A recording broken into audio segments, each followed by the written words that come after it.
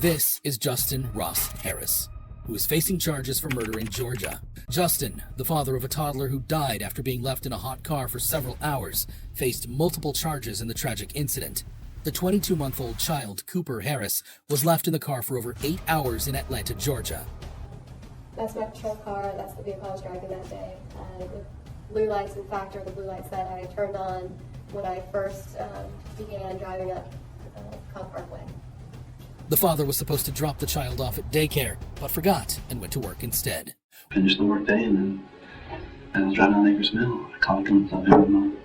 When I looked to my right to change lanes, and I caught a glimpse of him in the back, and I thought I saw it. I was seeing things. When the father left work and began driving home, he discovered the child unresponsive in the back seat. Despite attempts by witnesses to resuscitate the child, it was too late.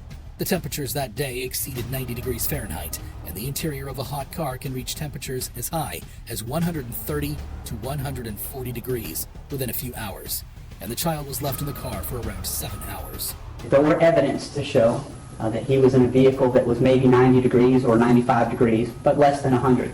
Could a person survive in that temperature in a vehicle? Yes.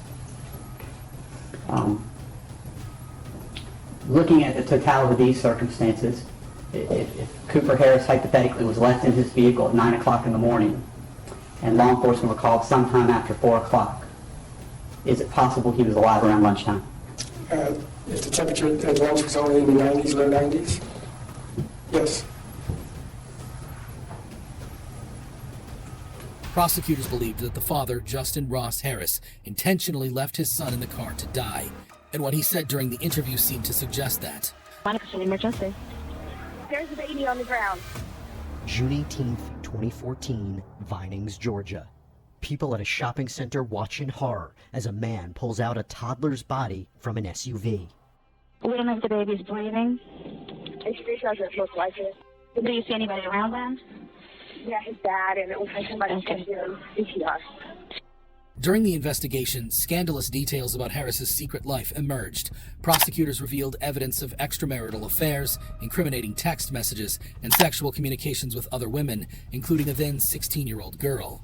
One of the most damaging pieces of evidence was a message sent by Harris himself, just moments before locking his son in the car, expressing a desire for an escape. Investigators also found that Harris had used online messaging apps to communicate with multiple women, engaging in explicit conversations and exchanging nude photos. Who Harris had been sexting during his marriage. How old were y'all when you met? I was 18. How old was he? His 30s. Did he have a wife? Yes. Did he have a kid? Yes. But he loved you and y'all were best friends. Yes. We had sex. Did he seem nervous or anything? Not at all. We didn't talk about like everyday things, and it did get sexual sometimes. Okay. And were pictures sent back and forth?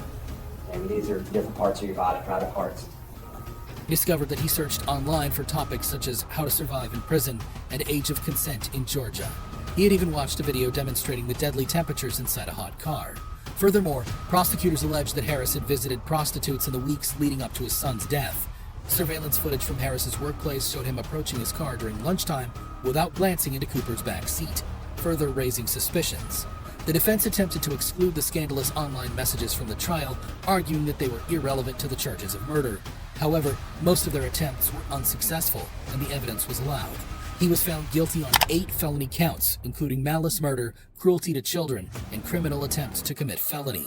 Harris was eventually sentenced to life imprisonment without parole. If you thought these reactions were shocking, you'd be amazed at this video of parents who exploded on their kids' murderers in court.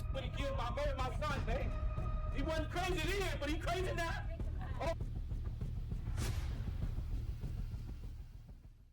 These are Seth Welch and Tatiana Fusari, who are facing charges for murder in Michigan. On August 2nd, 2018, Marianne Welch, the 10-month-old daughter of the couple, lost her life due to extreme neglect by her parents, Seth Welch and Tatiana Fusari. Child Protective Services had been involved with the family since 2014 when traces of THC were found in the system of their eldest newborn child. At the time of her death, Mary weighed a mere 8 pounds. It's unfathomable how a tiny baby could be neglected to such an extent. The worst part? Seth and Tatiana knew their daughter was severely underweight, but refused to seek medical help. They cited religious reasons and a lack of trust in the medical system. It's truly heartbreaking. have a breathing problem. She coughed one time to clear some earth fluid out of her lungs. Right. And they kept us under observation for 72 hours. He issued two separate flavors, forms of paperwork. One that had a bunch of notes on it saying all sorts of bad healthcare things we were doing wrong. When the investigation began, the sheriff discovered an unhygienic home filled with vermin, insects, and mold. Prosecutors also showed photos of the couple's home in disarray, full of bags of trash, even holding up the moldy mattress she was found on. They say she had been left unattended for more than 19 hours. Her crib mattress was torn. It was soaked through with urine to the point it pooled in a baby tub underneath her crib.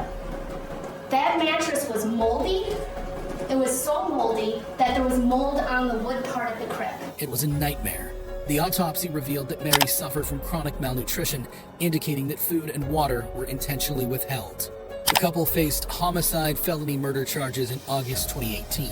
In June 2020, Seth Welch was convicted of first-degree murder and received a life sentence without the possibility of parole. Harsh, but some may argue it's well-deserved.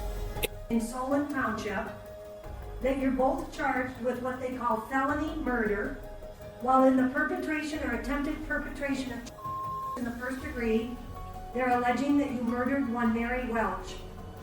That is a charge called homicide felony murder. It is life without parole. They're talking about this Mary Welch.